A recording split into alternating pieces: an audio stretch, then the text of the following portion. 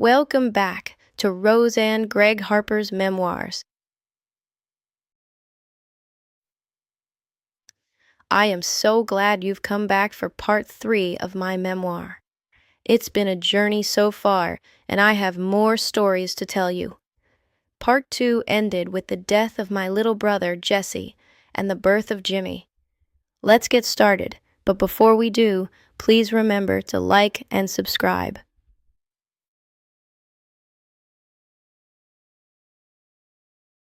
The time of this story is 1874. When little Jimmy got strong enough to walk and run, Father would take me walking in the woods. He would point out odd rocks and leaning trees. He would leave the trail and point out different things and would stop and ask me which way was home. I looked a while and told him it was north and pointed that way. He had taught me the different directions years ago. He asked me if I had left the trail and the sun wasn't shining, how I could tell the way home. I didn't know. He said, "Look at those leaning trees." I looked, but some were not leaning. He told me some were strong-bodied and didn't lean when the prevailing winds from the south made the other trees lean towards the north. He pointed.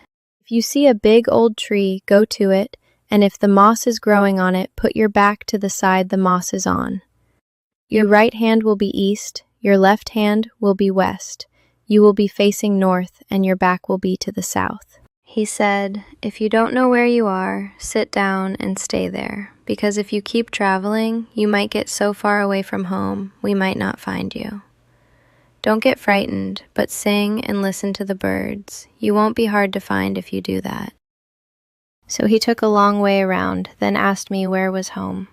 I thought a while and then told him, "Over there." He wanted to know how I knew. I said, "We are facing north and we made a circle. There is that tree with the broken top, and we are not far from the trail now."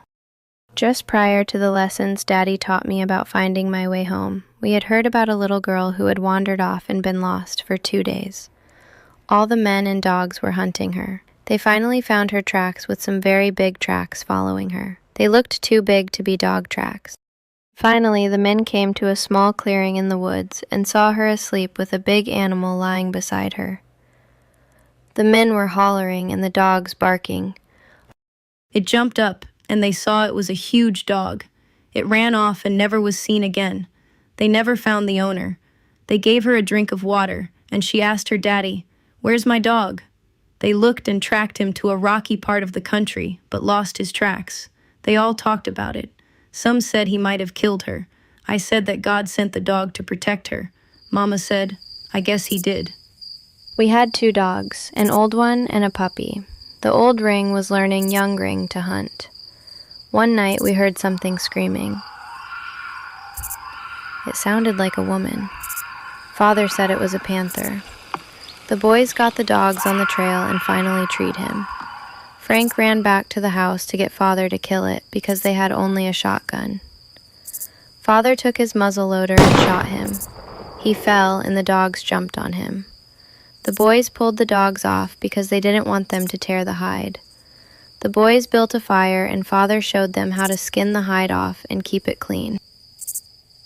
They brought the panther hide home. Father took alum and tallow and rubbed it all inside the skin, then gathered it all in a close bunch. He dug a hole, put it down in a close bunch, then covered it with dirt and stomped it down. They left it there 2 weeks, then shook it and stretched it in the sun to dry, so it would lay that way on the floor. Now we had 2 rugs to play on. It was fun. Coward. My father didn't or couldn't stand a coward. If any of us were afraid to go in the dark, he would make us go slowly around the house and come in quietly and sit down. I was such a coward, and when I had to do that, the farther I got around, the more I knew something was going to catch me. I was more afraid of Indians than anything else. Not long before that, one family had been killed except for one little girl. The rangers followed them but lost the trail. When I carried water to the workers in the fields, I had to go through a brushy pasture on a trail. When I heard just a little noise, I would run scared, and sometimes I would lose part of the water. It was years before I got so I wasn't afraid. The rest of the children were not afraid at all. Why was I? One night I remember I had to go, and when I was near the door, I felt something was going to grab me, so I jumped in, and Father said, "Do it again." So I did, and came quietly through the door and sat in a little chair and put my head in Mother's lap and cried. Mama put her hand on my head and said, "You are very tired. Go to bed." I couldn't go to sleep even after everyone was in bed. I heard Mother say to Father, "That's too hard for Rose. Give her more time." What? And let her grow up a coward? I loved my father, and he thought I was a coward. I tried punishing myself by standing still when I was scared until I knew what made the noises. Then, if I was afraid to go around the house in the dark, I would make myself do it. But I was still afraid of the dark. Sometimes Mother would tell ghost stories and Indian stories, and when I went to bed I would cover up my head. My heart was thumping, feeling like there was something about to grab me. I remember something that bothered me for months and caused me to hesitate about telling anything I had seen or done. One evening we were picking cotton. I had 1 row, the others 2 each. I couldn't keep up, and I knew they would stop when they got to the end of the rows. I hurried and went too fast. I missed some cotton bolls. Father said go back and pick it clean as you didn't pick it well. They went to the house. I picked my row over. I felt so tired that I dropped down on the ground and went to sleep. When I awoke, it was getting dark. I got up and ran down the trail as fast as I could. Suddenly, I saw a big black bear standing up by the trail. I stopped short. It didn't move, so I backed off in an opening in the brush and ran as fast as I could to the house. I met Father and the boys coming to find me. I was so excited and out of breath I could hardly speak. I told them there was a big black bear standing beside the trail. He went back and got his gun, took my hand, and said, "Come and show me." Frank and the boys called the dogs. I hung back. I was so scared. He asked me where I had seen it, and I told him, right there beside the trail, and fainted. "Haven't you seen that before?" he asked, and I told him no. "Why, you pass it every day," he said. He turned to the boys and said, "It's that black stump we tried to burn when we cut the trail." He turned, spanked me, and told me to get to the house. As I went, I heard him and the boys laughing. Oh, my heart was breaking. I felt no one loved me.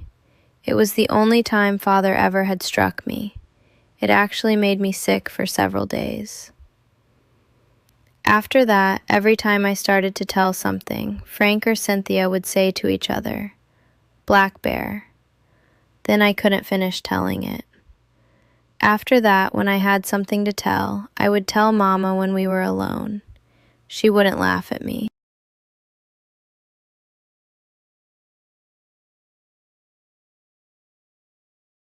One of the jobs I had was to pick seed out of the cotton to make spinning cotton. I was learning to spin and knit stockings and gloves. Mother made dye and colored some of the blue, red, and green. Mama weaved coverlets, and they were so beautiful. My daughter Myrtle is going to explain what we mean by carding cotton. Footnote by Myrtle Harper Cannon. My name is Myrtle Harper Cannon. I am a daughter of Roseanne Harper, as well as Hayden Harper's sister. I think you call him Pappy? I thought it would be helpful if I were to explain what it means to card cotton. Cotton with the whitest and longest fibers was selected for making thread. The smaller children had the task of picking out the seed and trash in preparation for the cording operation.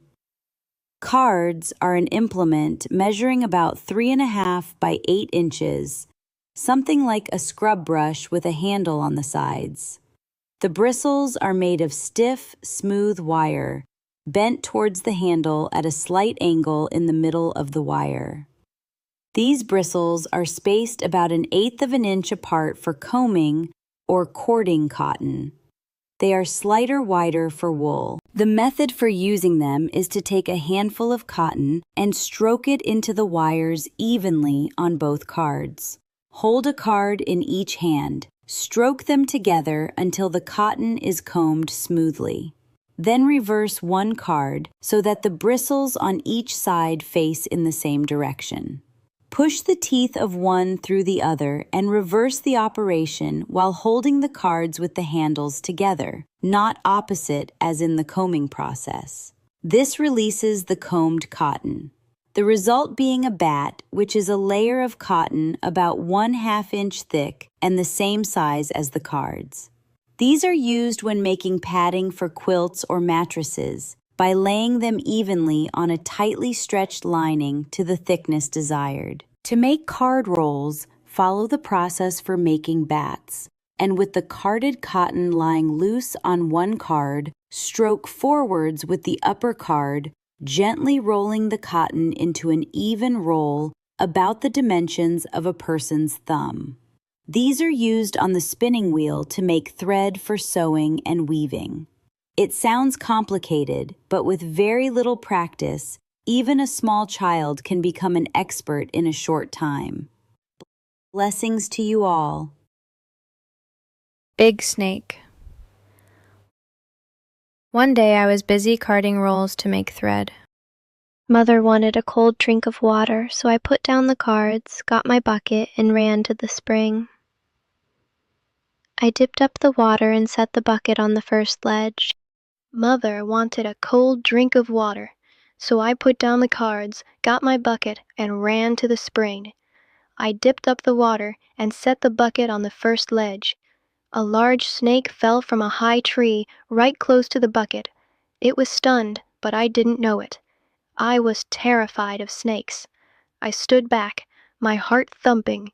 It just lay there flicking out its tongue and watching me. I looked for it to crawl away. I heard Mama calling me, but couldn't answer. She came down to the trail calling. I tried to answer, but it came out a whisper. She could see me, but not the snake. She came running, and then she saw the snake. "Oh dear, why didn't you hit him with a rock?" she said. She picked up a rock and hit it, and it crawled off. When we got back to the house, Sister Canthea said she knew I was just fooling around. Mama said no, that a big snake had fallen down beside the bucket. Frank said he bet I had died right there. They all teased me about being afraid. I sat down at the table but couldn't eat anything. After that, I always looked in that tree, but never did see another snake. By the way, I think it's wrong to tell children scary stories. I don't do it. People used to tell ghost stories, and when I went to bed, I would cover my head with the covers and just about smother. We didn't have any way to keep the milk real fresh. We had a gentle old cow named Brindle. When one of the babies wanted milk, I would take the bottle out to where the cow was feeding and milk into the bottle. We had just one guinea fowl. She was a hen and had hidden her nest in the brush. Cynthia and I hunted it for 2 weeks before we found her. She had been laying a long time. The nest had 40 eggs in it. Mama had said she knew Ginny had a nest because she called, "Pot rack, pot rack." She would make a great to-do among the chickens when a hawk came around. She sure was angry at us after we found her nest. She followed us for days when we went out. Frank said she was cussing us. One day that fall, when Cynthia and I were going with Frank along the path to the cotton field, he called us to come quietly and look down a slope to the creek bank. We saw a big old coon and 5 little ones scrambling after her. I had never seen baby coons. They were prettier than kittens. Father goes to see his mother. Before I begin, I thought I would remind you about my father's mother, Patsy. As you may remember, she was once attacked by an Indian chief and struck with a tomahawk across her right eye. After that, she married my grandfather and had a son, who was my father. Later, my grandfather was killed by a band of Indians, leaving Patsy to raise her 2 children alone. In time, she met and married Ben Norris. My father was so upset by the marriage that he left home and came to Texas. So let's continue. One day, Mother and Father were sitting and talking. Father wondered if his mother were alive. Mother asked him why didn't he write to the post office and see if she still lived there. In 10 days, he got a letter from the postmaster. He said Father's mother is living and has been helpless for the past 10 years. She lives with her niece and her husband, and they have moved to Fort Worth, Texas. Your mother had hopes of hearing from you. So Father left the next morning for Fort Worth, riding Black Hawk to find his mother. After grandmother's husband died, her daughter and 2 grandchildren died of fever in St. Louis. She lived on by herself. Sometimes she would ride 50 miles to nurse people, as there were no doctors. She was a very tall, large woman. She weighed nearly 200 pounds. She was a good native nurse or doctor and used herbs and home remedies. One cold, sleety morning, she started to get some wood and kindling and stepped on a flat stone step. It was covered with ice. She slipped and broke her hip. She lay there until her niece's husband came home late that afternoon. Her niece told him she was worried about her Aunt Patsy and feared she was sick, as she hadn't seen smoke coming from her house all day. The niece was in bed with a new baby. He found her lying there covered with ice and snow. He got a neighbor to help lift her and took her to his own house so Lydia could take care of her. Her hip was swollen so bad the doctor couldn't set it, so the poor old thing could never walk again. John took a notion to go to Texas. He got a job in Fort Worth and moved there. Every day for nearly 2 weeks, I would go out and stand on the stone fence and look down the road to watch for Father. Then one morning I saw Black Hawk with Father riding him down the road by the field fence. A covered wagon followed him. I ran to meet grandmother and my cousins. "Oh me, oh my," I heard a voice say from the wagon. When I raised the wagon sheet, I saw the oddest-looking old lady. She was very fair, with one eye sunk deep in her head, but the other one was a beautiful blue. She looked at me so pleased. "When did you come, Patsy?" she asked. "I've been here all the time," I said. By that time, Mother had come and climbed up on the wagon. "When did you come, Emma?" grandmother asked. "You are home now, Mother, and we will take you into the house to rest on a nice bed," said Mother. They backed the wagon up to the steps and got in and lifted the mattress off the wagon and up the steps. They laid her on a soft feather bed. All Mother's beds were made of feathers. She called for her pipe and her rope. They fastened a rope to the ceiling over her bed, tied a knot in the end, and wrapped a strip of cloth on the end. She took hold of it and raised herself up to a sitting position. She had a big turkey tail fan that she used to fan herself with. She told me to come light her pipe and smoke it a little to get it to going. She always called me Patsy and wanted me to start her pipe. It made me sick. She had long white hair, just a little curly, which she wanted me to comb. When I was combing it, I found a deep scar on her head over the eye that was out. I would ask her how she got it, and she would tell me about the massacre and the Indians tomahawking her. She told me the story many, many times. I asked Mama why she called me Patsy and her Emma. She said it was because the poor old soul thought she was her daughter Emma, and that I was the granddaughter who had died of fever. She wouldn't believe that Father was her son, Jerry. One night, Father said, "I'm going to tell a secret no knows about, but she and I, and see if she remembers." He told about a joke on a neighbor and laughed about it. Grandmother watched him. She had told him never to tell it to anyone, for it would embarrass her neighbors. She tried to raise up, but fell back. "You are Jerry," she exclaimed. "No one knew about that but Jerry and me." She kept saying, "You are Jerry," with tears running down her cheeks. Poor old soul only lived 4 months after that, but wouldn't let anyone do anything for her but Mother, Father, and me. She had dropsy, and when it smothered her heart, she died holding Father's hand. She had been a wonderful woman in her time. We buried her at the back of the field. After reading the Bible and giving a talk, we children put wildflowers on her grave. We all missed her. I know I did, for she depended on me and loved me. Rabid dog, rabid cow, rabid man. We heard school would start on Monday. I knew that Chloe and Cynthia would go, but I had never been to school. Mama had taught me the letters, and Cynthia had taught me to count to 100. Monday morning, Mama asked me if I wanted to go with Cynthia, and I walked fast until we came to what they called 1 Mile Prairie. The boys were nearly across. We were about 200 yards from the only tree on it when we heard men shooting guns. We looked and saw they were coming towards us. The grass was too high for us to see what they were shooting. They hollered for us to run to the tree. Cynthia climbed up fast and pulled me up by hand. We saw a dog cross the road about 50 yards from us, snapping at everything, and white foam dripping from his mouth. They went on, and we stayed in that tree, scared crazy, until the boys came back for us. They said the dog was mad and had bitten a man and 2 cows several days before. They didn't know the dog was mad when it bit them. It had left but came back that morning. The cows went mad and had to be killed. They chained the man to a tree. It was horrible. The man died.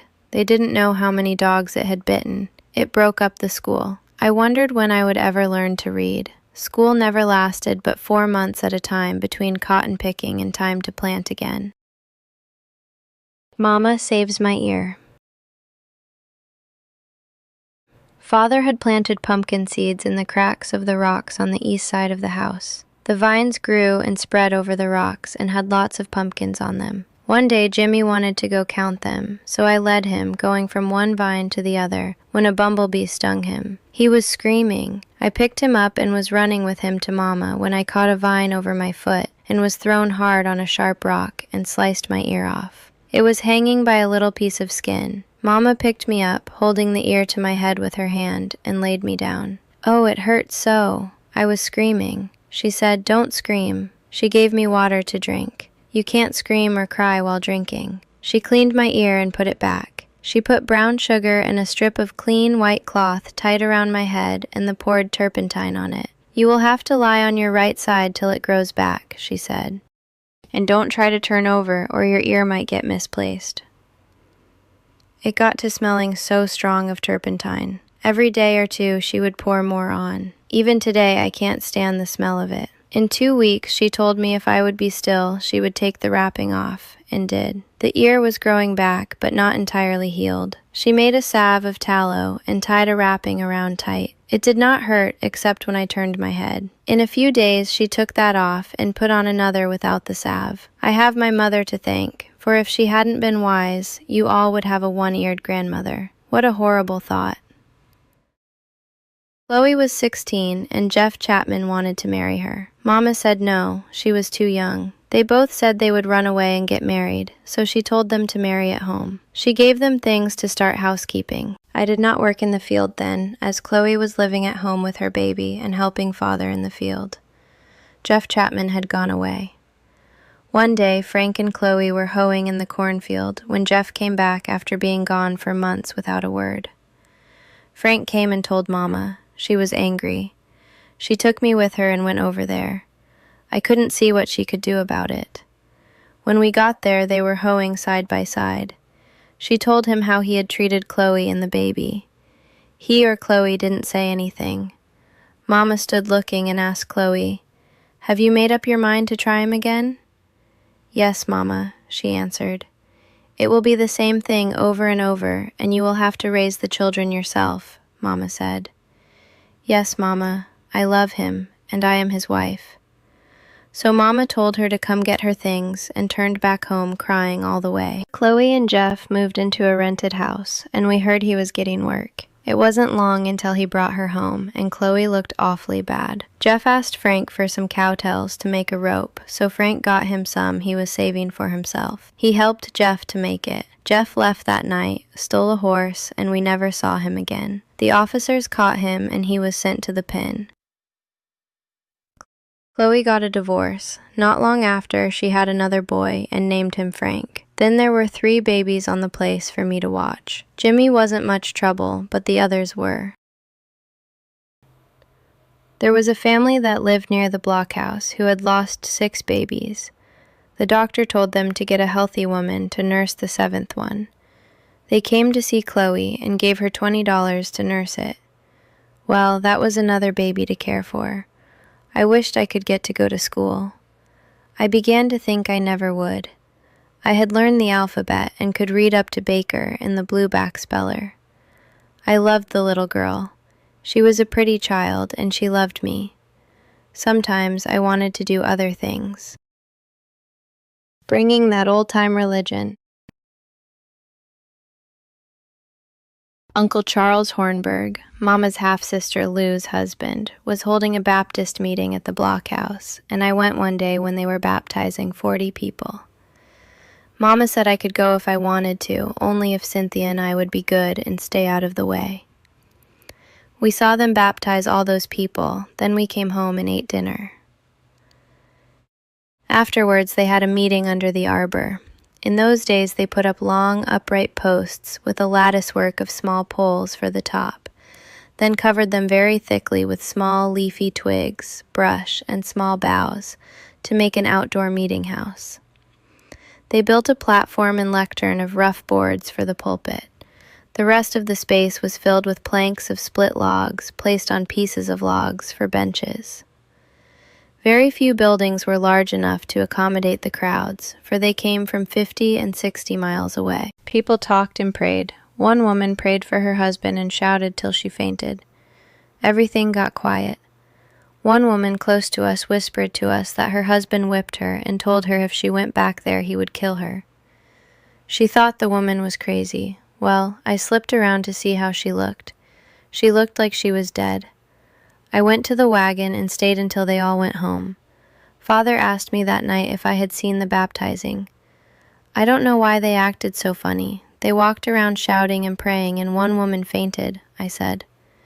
They are perfect heathens, he said. I don't like it. I don't either. They made me scared, I said. Father had been restless ever since Jessie and grandmother died. One Sunday evening, he and Mother were sitting in the shade at the back of the house. He was telling her how the Quakers worshipped in a log cabin. He was raised a Quaker, but when he came to Texas, he joined the Campbellites. The church was also called the Disciples of Christ, a denomination started by Alexander Campbell of Virginia. You see, he and the Baptists did not agree. He decided to have a meeting of his own and let his children hear his religion preached. He sent word to his preacher to come and sent invitations out to the people to come at a certain time. He planned to have the meeting under the walnut tree in the backyard. The shade from this tree was 50 feet around. He took down the swing and made seats for the congregation and a table for the preacher out of split logs. He killed 2 calves and a hog. We had plenty of butter, milk, eggs, vegetables, honey, molasses, fruit, and chickens. All the married children came. There was William, John, and Chloe with their families, plus a lot of Christians from Horseshoe Bend. They had invited everyone to come and hear the Bible preached. Brother Gibson did the preaching. I liked the singing best. The women and children slept in the house, and the men slept in the wagons. There were almost as many children as grown-ups. We children had fun. We carried water and wood. We would get out in the yard and play games, Puss in the Corner, Club Fist, Ante Over, and lots of those old games. When we got up in the mornings, Cynthia and Chloe milked the cows. I fed the chickens, the men fed the horses, and the children carried water from the spring. Preaching started at 11 o'clock. We children sat quietly on the benches, and if one tittered or misbehaved, he was yanked out and spanked. Between services, the men sat on the benches and argued about the Bible. Some talked like they were angry, others laughed and jollied, but all in all it was a get-together for a good time and a welcome rest from their work. Some joined the church. Mother must obey. Well, Sunday night they were all ready to go home. Father went with them as they were going to hold a meeting there. When Father came home, he kept talking about selling our place and moving over there so he could raise his children right. Mama wanted to know what the matter with the children was. He said he heard one boy curse and they were mixed up with a crazy bunch that didn't know real religion. He did not want to raise them that way.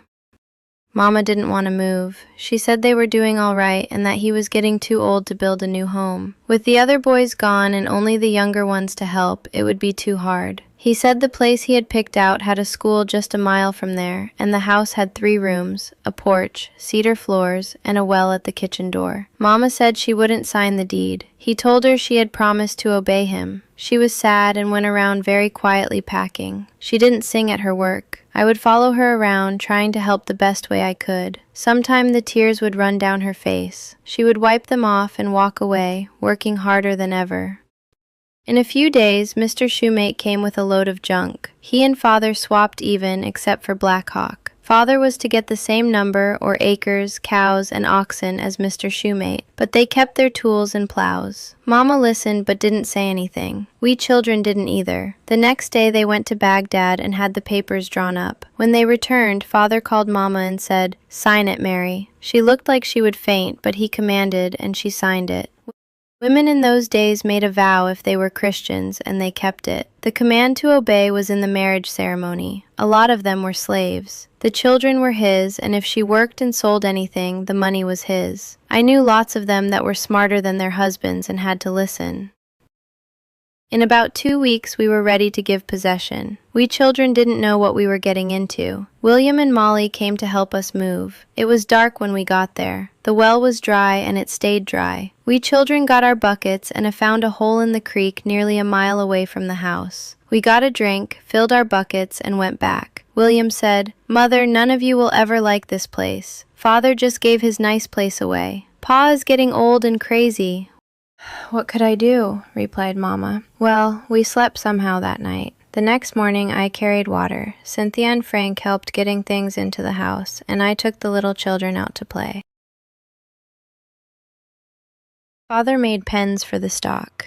The older boys plowed up the garden place before returning home.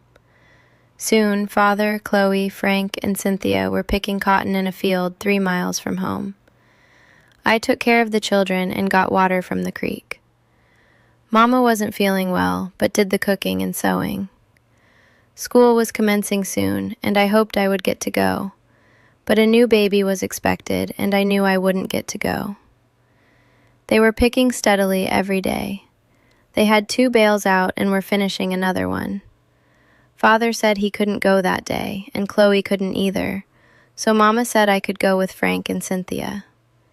It was only a mile if we went by the Narrows. If we went by the road, it was 3 miles to the cotton field. The Narrows were on the side of a high hill, with the path 12 feet above the creek. There was a footlog we had to cross. Cynthia and Frank ran on across it. I stopped. The water looked black and deep and was far below. They called me to come. "I'm afraid," I said. The log was long and round. Frank called me a fraidy cat, so I started, but my foot slipped.